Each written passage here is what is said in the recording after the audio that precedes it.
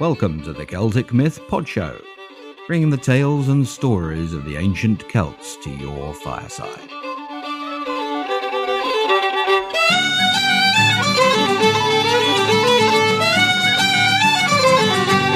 Episode 52, Betrayal and Redemption.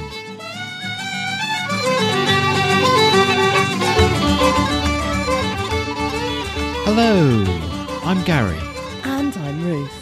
Welcome to the 10th episode in the Saga of Branwen. Right, 10.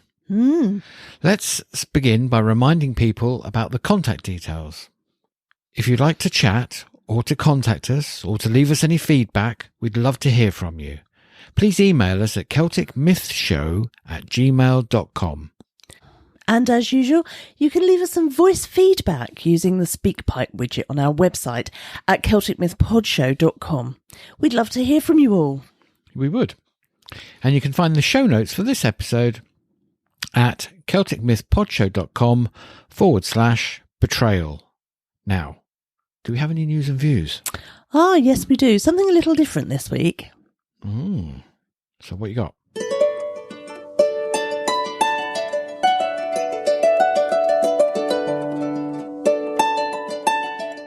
There's some interesting news coming out of Ireland. DNA sequencing has been done on an adult male buried at the 5,000-year-old Newgrange, which is part of the Brú-na-Bóinne complex. The brew was mentioned in our Irish Book of Invasion stories, wasn't it? Yes, it's linked to several of the stories, and the most famous of which is the story of Angus Og. I think he's one of the Irish gods of love, isn't he? Well, some people say that, yeah. Yes, anyway. However, back to the results of the DNA test. The man was part of an extended clan that were buried at the wonderful stone monuments that are scattered all across Ireland. So how do they know that? Well, they know that because researchers extracted DNA from 44 ancient individuals from across Ireland and sequenced their genomes. Oh, okay. So worked out who was related to who, etc. Yeah, sure. So what about this chap at Newgrange? Well, the interesting news is that DNA from the man at Newgrange had DNA that suggested his parents were closely related relatives, perhaps brother and sister. Now, but by today's standards, that's actually quite shocking. However, it's a fairly rare find. But the really interesting thing is that where it's occurred in history previously, it's often within royal dynasties that have been granted divine status. True. It's happened amongst the pharaohs of Egypt and the god kings of the South American Incan Empire, hasn't it? Yes, that's right. Okay. Yes, everyone involved with the project was amazed because the evidence points to a divine royalty in Ireland. And it may actually be older than the Egyptian divine royalty because Newgrange is older than the pyramids. It does make you wonder if this dynastic race were the Tuatha De Danann of Irish myth and legend, doesn't it? Well, maybe. Interesting, isn't it? It is. Sadly, we don't have time to cover all the evidence here, but there's a fascinating article online about it by the BBC. And we'll link to it in the show notes at celticmythpodshow.com/betrayal so you can have a read. But this research is definitely something to keep an eye on. Absolutely. Now, can you give us a reminder of what happened in the last episode? Absolutely. Last week... Greetings, noble king. We bring you salutations from King Mafullah, your kinsman. And what does that red popinjay have to say? He will grant Gwen the kingship in your presence, Lord, either here or in the Island of the Mighty. He begs that you accept his offer, wherever you choose to have the boy crowned. Bran stood abruptly, pushing the table over in his haste. The Irishmen took a step backwards away from the angry king. These terms are not acceptable. I could take the kingship for myself if I wanted. Lord, there is no counsel but one that we can think of for you. Never before has he been contained in a house. We could build the house so that it contained him and all of the men of the Island of the Mighty on one side and you and your host on the other. Never has such a house been seen in all our long and noble history. That's true. It would be a place he could call his own in our fair fields. And he has been wounded, my lord. Wounded? I say again, would you trust the word of these perfidious idiots. Enough, Efnissien. My sister speaks true. But as to whether or not we seek the Irish king's head or accept his offer of the noble house, I do not know. We will take counsel on this. That is true. He is, however, offering to open up his coffers to build this house for you. I mean, for us. But what sort of honour price is that? And how would it help the families of those who have lost a father, a brother, a son or a daughter in these last few years of fighting? It won't help them, Efnissien. There's nothing that can replace a loved one who dies in war. But we can call a halt to the fighting and stop any more fair and noble children of the Island of the Mighty dying. That is true.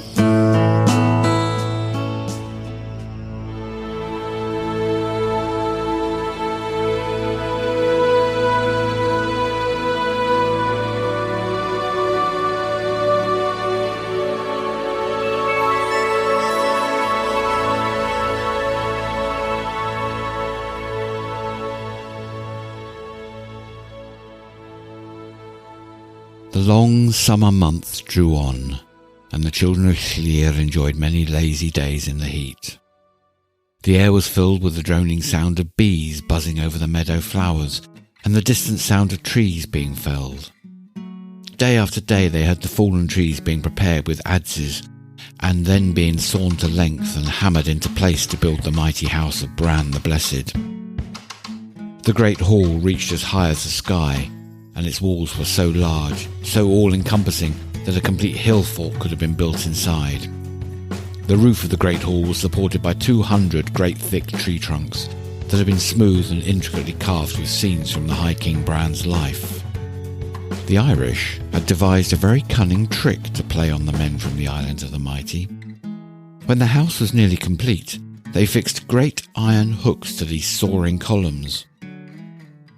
On each hook, they suspended a large crane-skin bag, and inside each bag was an armed fighting man. When the host filled the hall, the Irish warriors would fall from the sacks and kill the unsuspecting Welsh nobles from across the narrow sea. However, one of the mighty nobles grew tired and restless as the house began to near completion, and bored of the life of pleasant conversation and the songs of Bran's many minstrels. He would often go wandering northwards to stand and watch the house being built and then furnished. It looked as though it was a fantastic job of work, and he knew that Bran would be well satisfied with the offering, and the thought did not please him. When the day came for the High King to take possession of the new house, and that at eventide when a great feast had been prepared, Efnissien, son of Eoroswydd, decided he would inspect the house and make sure it was fit for his brother, the king. He walked inside the great house through the two great doors, wide flung to air the hall and the seasoned lumber. The smell of burning peat assaulted his nostrils and dominated the smells of fresh carved wood. As Efnissien walked, however, he clung to the shadows and cast many fierce, ruthless and disapproving glances around the craftsmanship that had put this wondrous house with its 1,000 rooms into being. When his eyes became accustomed to the half-light inside the vast great hall, he caught sight of the huge crane-skin bags hanging on the pillars. He called over one of the Irish nobles, and together they walked to the nearest column, and Efnissien pointed to the bag hanging on it and demanded, "What is in this bag?" "Flour, friend, for the bakers." Then Efnissien placed his hands on the bag and poked, prodded, and explored the contents of the sack. He realised immediately what the true contents were and groped for the warrior's head. He then started to squeeze and continued squeezing with all of his half-breed Fey-given strength until he felt his fingers sink right through the skull and into the brain of the suddenly limp soldier. He then moved on to the next bag and explored it as well. "And what's in here?" "Flour, friend." Efnissien played the same trick on each of the bags suspended from the columns in the hall. A small crowd were watching and silently grieving at the sounds of bone being crushed, and their hopes of turning the great war around by killing the children of Hwyl being dissipated. The Irish nobleman was turning as white as the flour he claimed was in each bag, and by the time that Efnissien reached the very last sack, tears were gently falling down his cheeks. Efnissien looked at the Irish noble before placing his hands on the last craneskin bag. And what's in here? Flour. And Efnissien felt all around the craneskin until he had found the warrior's armoured head. He was not going to leave this armoured man until he too, like the others, had been put to death. After all, what could be more innocent than squeezing flour? He squeezed, and he squeezed, until the muscles on his arms stood out like corded sail rope, and his face grew redder and redder until there was a sound of metal being crushed, and then the horrible reality of a man's skull being caved in. Efnissien smiled once more, and turning to the Irish noble, he sang this englyn. Very strange flower in this sack. Hacker and attacker, fierce, strong hand. Bright blade from bold warband, battle ready, hard to withstand. When the clear voice of Efnissien was heard singing his enigmatic englyn, the hosts of the Island of the Mighty and the men of Erin all came into the house.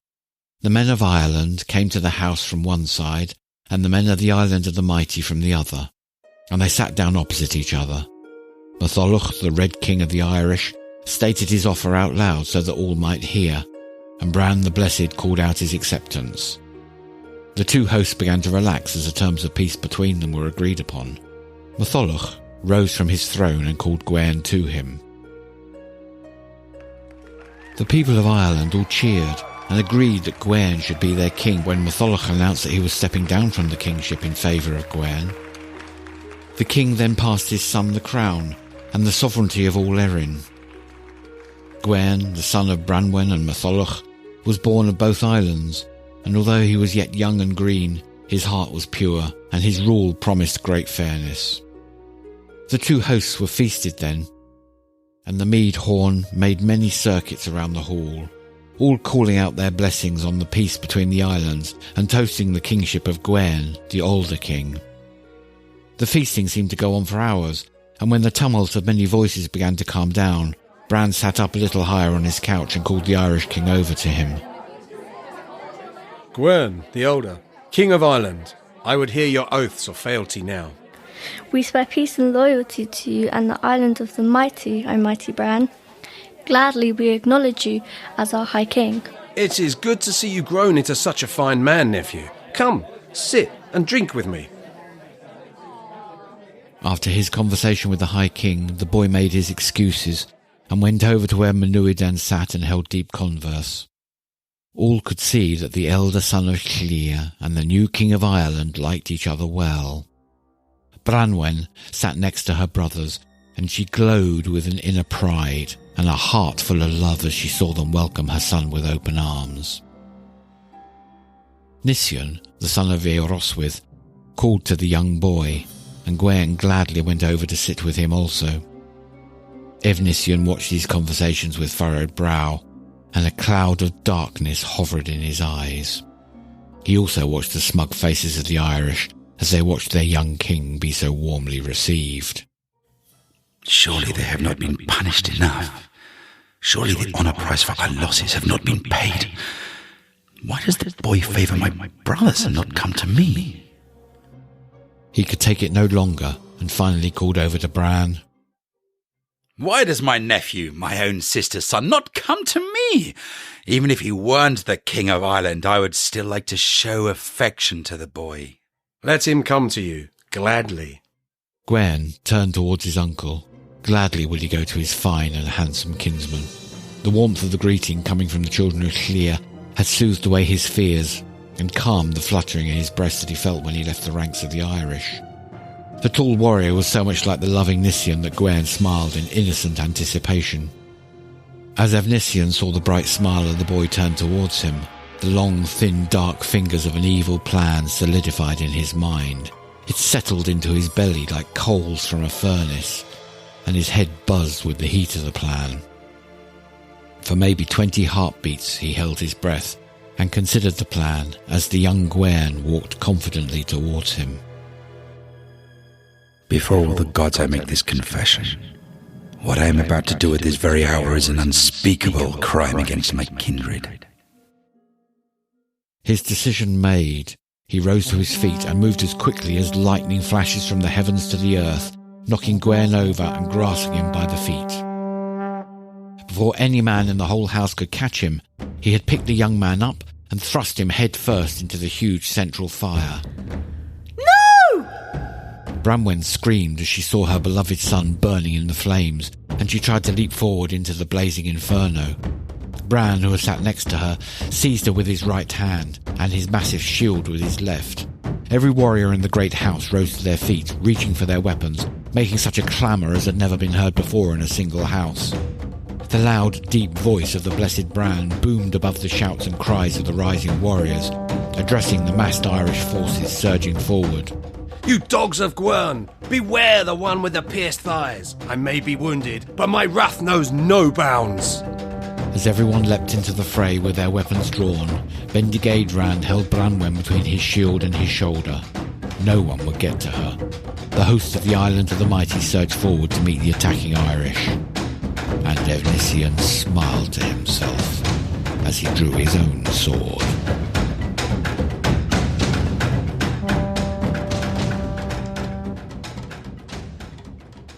The moon rose high and bright over the trees as Efnissien stood on the hill outside the burning shell of the great house. He was breathing heavily, and the bloodlust had drained from him as Bran had called the retreat, and the tattered remains of the two armies pulled apart and retired to their respective camps for the evening. Efnissien could see Branwen tenderly picking her way through the bodies of the fallen, tears streaming down her face. Not once had Bran let her leave his side as he fought, the blood flowing in rivers down his mighty legs and his breath coming in broken gasps. Efnissien watched the camp followers search for the wounded who were unable to walk, men who had to be carried back to the Druids at the camp of the Island of the Mighty. Hundreds more of the piled-up bodies were corpses, emptying the last of their lifeblood into the thirsty soil around the great smoking ruin that had been the house of the High King. Later, scavengers picked through the bodies for weapons, armour, torques and other loot before skulking off into the night. Still Efnissien stood and watched from the shadows as the Irish began to lift the bodies of their slain onto their shoulders and carry them away into the forest. Curious, he followed them, glad to leave the smoke-filled charnel ground behind him. As he crept through the woodland, he began to see the flickering glow of a great fire in a clearing ahead of him, and edging even closer, he could see the mounds of bodies piling up around the fire and feel the presence of something dark and solid at the fire's centre. As he watched, other Irishmen, naked and sweating, lifted a body from the pile and threw it into the great pot that the fire was heating until it was full. Only then did Efnissien recognise the great cauldron that was beginning to glow cherry red on the fire. Only then did he remember Bran's gift to the Irish King Matholwch back on the Island of the Mighty. Only then did he remember the great Cauldron of Rebirth and its power to return the dead to life. Efnissien watched the steady stream of warriors clamber over the sides of the great cauldron and leap through the flames to land on the grass on the far side, mute and silent, their dark eyes scanning this way and that through the trees in search of direction and meaning. Their bloodless wounds told of their dying, and the dark orbs of their eyes told of sights that they had seen beyond the cauldron's rim, sights that their bloodless lips could never recount, and stories that would never be told. Despite himself, Efnissien shivered. The next day, as the sun broke over the treetops and shone its pale light through the smoke from the still smouldering embers of the great house, battle was rejoined. The children of Llŷr pressed the Irish hard, and there were many who fell on both sides. But Efnissien noticed that the ranks of the Irish were swollen with fresh warriors, warriors who slew silently, and whose dark eyes saw shadows and enemies from other realms, as well as the brave warriors from Innis Kedrin. As dusk fell and the armies withdrew to their battle lines once again, Efnissien stayed hidden among the trees as he had the night before, and he watched the Irish carrying their slain back off into the forest to the great Cauldron of Rebirth. He watched the not-dead warriors emerge from the great magical moor once more, waiting by its side to be led off ready for the next day's battle. Efnissien noticed that not one Welshman was among those being brought back to life. and he realised that the numbers of the Irish were being replenished every day, and the numbers of the Welsh were dwindling more and more with each passing moment. This was a war of his own making, and he had revelled in the joy of destruction that his plans had wrought. Now, however, he realised that his actions would cause the tide of war to flow over Bran, his brothers, his sister, and the warriors from the Island of the Mighty silently, and with dark, uncaring eyes. His heart was breaking, and he said to himself, "Alas, God's cursed me as the cause of this carnage of my brothers and all our armies. My name shall be shamed from this day forward if I cannot find a way to make this right." Casting aside his arms and armour, Efnissien crawled across the piles of bodies until he came close to the naked Irishmen who were loading the great cauldron up with fresh bodies. He lay there, as one dead, until he felt their hot, rough hands on him, lifting and throwing him through the air to land on the bodies inside the cauldron. As the heat rose, and more bodies were thrown in on top of him, he knew he only had a small time before the cauldron would work its magic, and he stretched his arms and legs out until the skin on his hands and feet began to blister. He pushed, and he pushed against the cherry-red walls of the great cauldron, using every ounce of his fey-born strength. Flames began to lick around the palms of his hands and the soles of his feet, and still Efnissien pushed as he burned. He stretched out, and he pushed, until with an enormous crack of rending metal, the great cauldron burst into 4 pieces, and the heart of Efnissien with it. His body went tumbling through the flames, burnt and broken, to lie on the grass beside one of the 4 great shards of the now useless Cauldron of Rebirth. Unknown to any of his kin, he had given his life to allow his brothers a fighting chance against the unnatural forces of the Irish. And that was how victory, such a hollow victory, was gained by the men of the Island of the Mighty. Bendigeidbran had been mortally wounded with a poisoned spear. Men died in their thousands, and the green fields of Erin ran red with their blood. Both noble armies were cut to pieces, shredded by the deadly combat. Efnissien fell to an unknown sword thrust in the darkness, and none but 7 men survived to taste the bittersweet cup of victory. These were the 7 men who escaped: Baderi, the son of Pwyll and Rhiannon; Manawydan, the son of Llŷr Half-Speech; Glyfioi Eil Teran; Taliesin the Bard, whose words would one day echo down through the ages; Noble Inaug; Grydiai, son of Mirian and Hywlin, son of Gwyn the Old. These 7, accompanied by the Lady Bramwen, started the long journey back to the Island of the Mighty. The journey across Ireland was long and hard, and their tears fell copiously. Bran was carried on a litter, and they all felt the pain of his imminent loss. By the time that they reached the Irish shore and prepared to sail across the narrow sea to Wales, he was near to his death, and despite their protestations, Bendigeidbran ordered the severing of his head. They were all reluctant to obey his last orders, but he said, "Take the head and bring it to the White Hill in London, and bury it with its face towards France. That journey will take many years. In Harlock you will be 7 years in feasting. The birds of Rhiannon will sing to you. The head will be as good company to you as it was at best when it was ever on my shoulders. And you will be at Gwales and Penfro for 80 years, until you open the door facing Aberhenvelen on the side facing Cornwall. You will be able to abide there, along with the uncorrupted head, but when you open that door, all will fail, and you will not be able to remain there. You must make for London and bury the head." Bran paused then, and looked each of them in the eye. When his gaze fell upon his sister, her tears rolled unchecked down her cheeks. He looked around the company for one last time and said, "Now it is time to cross over to the other side."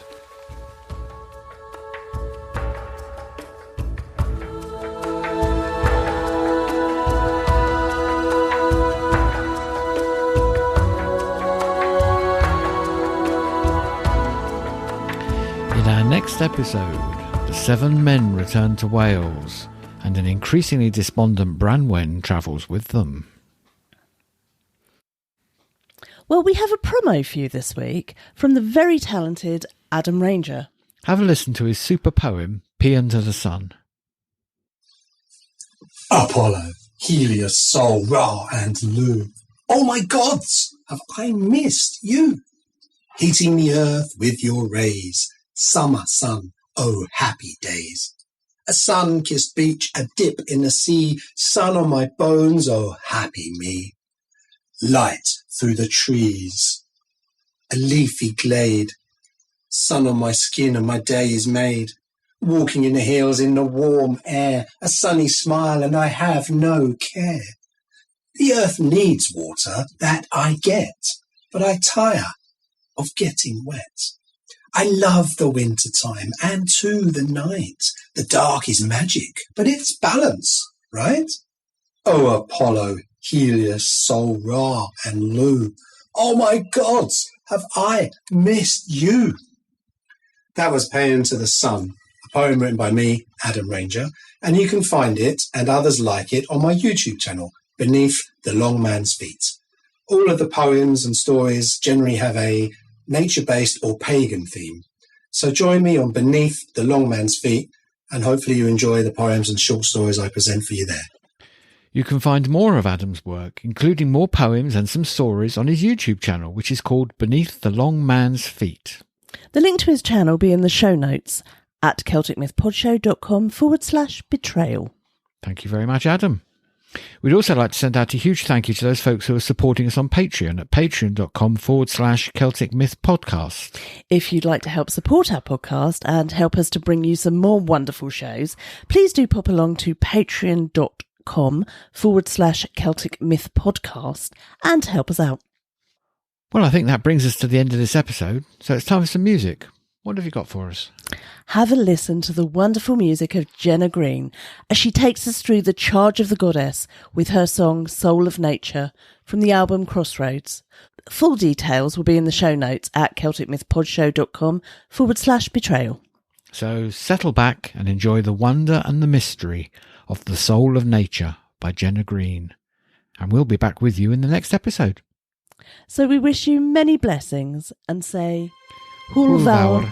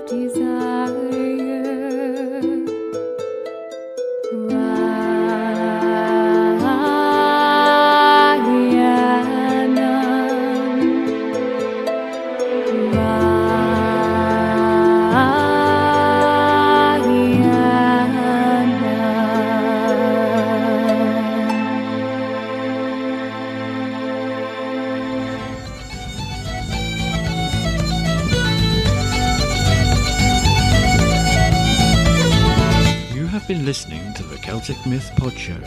If you enjoyed listening to this show, please come and support us on Patreon at patreon.com/Celtic Myth Podcast.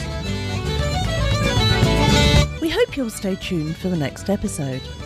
If you'd like to get in touch with us, you can email us at celticmythshow@gmail.com or come and chat to us on social media. All of the links are on our contact page on our website at celticmythpodshow.com.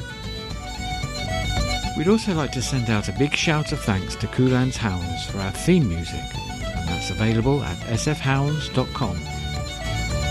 This show is a Celtic Myth Show production.